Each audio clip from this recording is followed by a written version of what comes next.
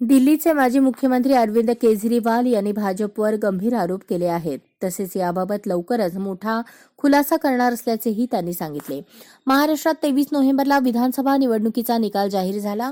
भाजपला 132 जागांवर विजय मिळाला. महाविकास आघाडीच्या अनेक नेत्यांनी अनेक मतदारसंघात मतदारांची नावे वाढवली आहेत, असा आरोप केला आहे. भाजपने महाराष्ट्र आणि हरियाणाच्या विधानसभा निवडणुका फसवणूक करून जिंकल्या आहेत, त्याचे पुरावे माझ्याकडे आहेत आणि त्याची पोलखोल मी देशासमोर करणार, असा बॉम्ब आम आदमी पक्षाचे प्रमुख अरविंद केजरीवाल यांनी फोडला.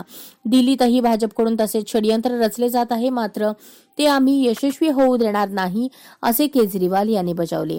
दिल्ली विधानसभा निवडणुका जवळ आल्या असताना भाजपने दिल्लीतही खूप मोठ्या प्रमाणात मते कापण्याचे षडयंत्र रचले आहे, त्याचे पुरावे माझ्याकडे आले आहेत, त्याचे साक्षीदारही आहेत, असे केजरीवाल यांनी नमूद केले.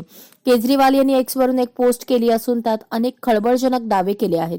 भाजपच्या लोकांकडून मतदारांची नावे वगळण्यासाठी अर्ज दाखल केले जात आहेत. अशा लोकांना आम्ही रंगेहात पकडले आहे. त्याची तपशीलवार माहिती साक्षी पुराव्यांसह मी देणार आहे, असा इशारा केजरीवाल यांनी दिला.